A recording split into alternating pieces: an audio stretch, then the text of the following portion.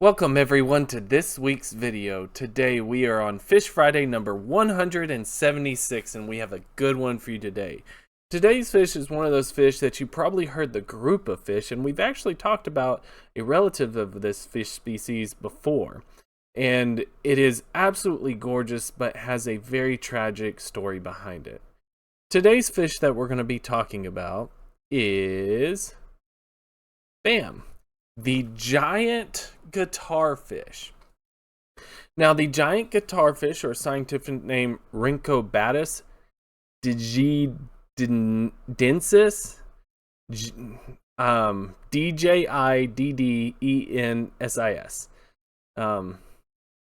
Jidensis. I think, oh yes, Jidensis. There we go. Rhynchobatus jidensis. Knew I'd get it. But it is part of the family of Rhinidae, which is the family of wedge fishes. Now, we actually have talked about a guitarfish before, which was the bowmouth guitarfish. So this is a close relative to that. Now, this one is native to the Red Sea, the Persian Gulf, and the Western Indian Ocean. It was originally thought to be completely throughout the Indian Pacific Ocean, extending all across the range, almost everywhere. But recently, and I can't actually pinpoint the exact date, but recently it was shown that that was actually a species complex consisting of actually 4 different species.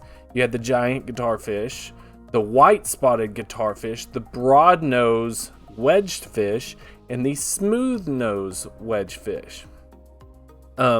So this is really kind of pointing to how close in resemblance a lot of shark species are, but how they are actually different species.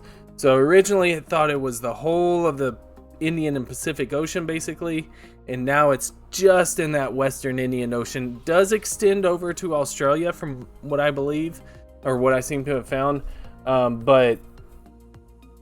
and it's still not common. Like, a lot of people do get this very confused with other species.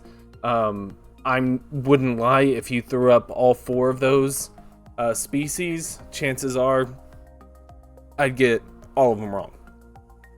There's no way I could really differentiate between them.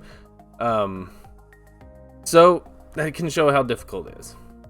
Now, this is a shallow fish, found at about 2 to 50 meters, which is around 6.5 to 164 feet in depth, which in terms of shark species is actually fairly shallow. It is very, very shallow. And you're going to find them in those coastal waters and reef flats and shallow continental shelves. So that's where you're going to be finding this particular fish. They are going to be found in bottoms of sandy substrate, as you can see here. Probably some muddy substrate as well, but primarily that sandy substrate. Now, this is a large fish, as the name would kind of, as you could venture to guess through the name.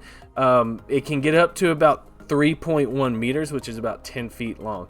That's pretty darn big, especially when you consider that it can weigh as much as 227 kilograms, which is around 500 pounds. That is a thick, muscular fish.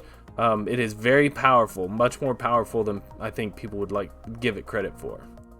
Now, the dorsal side is usually going to be this olive gray, olive brown sort of coloration. I do believe it almost always has these white spots, but you can find some that don't have white spots. I believe this picture here, you don't see any white spots, but apparently this spot right here at the base of the pectoral fin is actually a characteristic and a differentiation between those wedge fish that are very closely related to each other. So that's why I really picked this. This one's so dark I can't see if there's a dark spot there. But I do believe this little dark spot right here, almost like an ocelli, is an indicating physiological feature of this species. Now, the ventral side, or the bottom side, is going to be this white creamy color. You'll see here, you can see some gills, you can see the mouth here. Yeah, it's just kind of your traditional sort of, you really need to think, when you think of guitarfish and wedgefish, you think the bottom looks like a ray or a skate, and the top looks like a shark. That's kind of the best way to sort of get behind this. I should also mention it's a guitarfish, so it's going to have this kind of traditional guitar shape.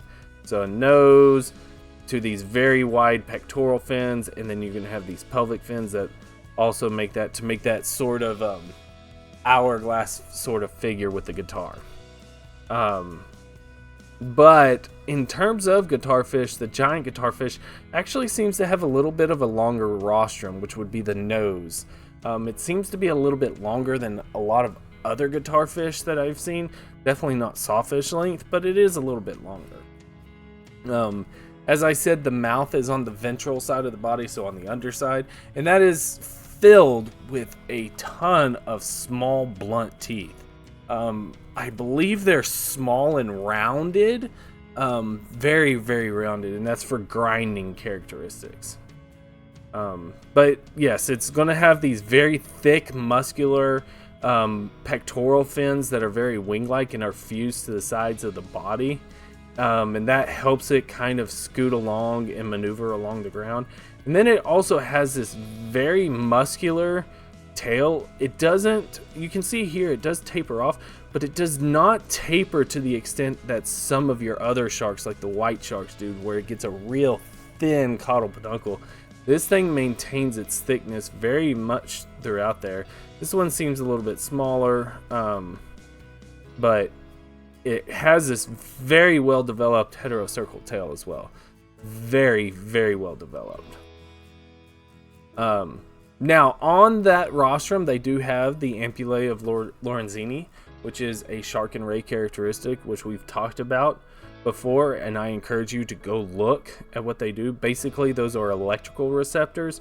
That's how they use to detect a lot of things that they do. Now, I should also say that according to the research that I did, the dorsal fin is set farther back in the body than some other guitarfish. I don't know guitarfish well enough to say that is a characteristic, but it was something that I found. Now, those teeth and everything, those are used for crushing shells and crustaceans. So they're going around getting clams, mollusks, and crustaceans. They will get fish as well, but they're finding stuff that's in that sand, and that's why they have those many small blunt-like teeth. They're actually grinding and crunching those shelled organisms down there. But that's where the ampullae of Lorenzini actually come into play.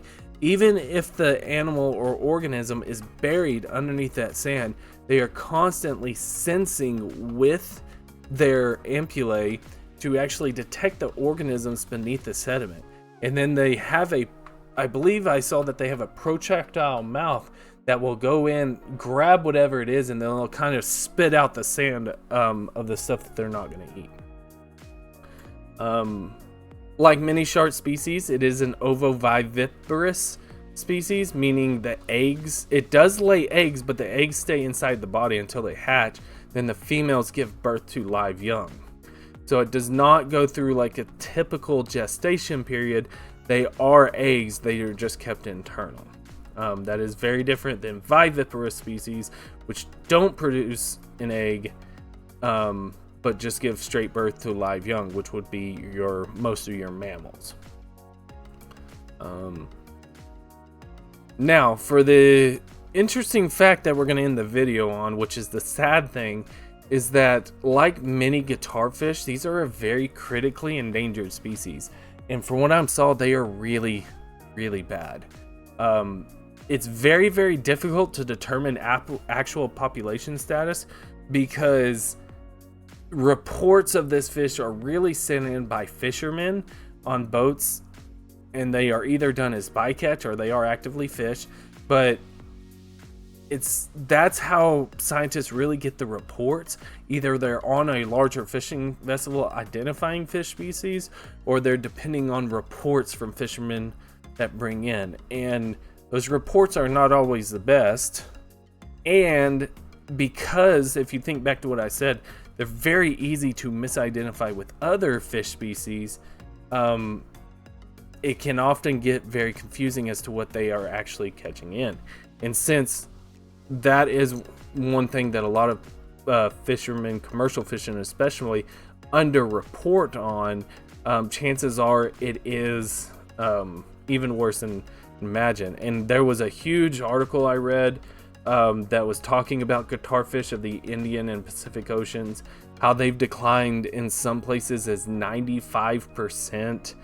Some species have, and the giant guitarfish has no exception, and they're basing that based on the people that are coming in are not reporting them near as often, and it's really, really sad.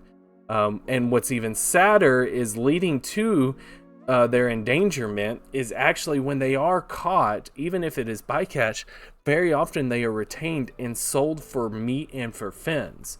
Now, the meat is very often eaten along the coastal communities of those regions, and I don't necessarily have a problem. They are not doing it very deal.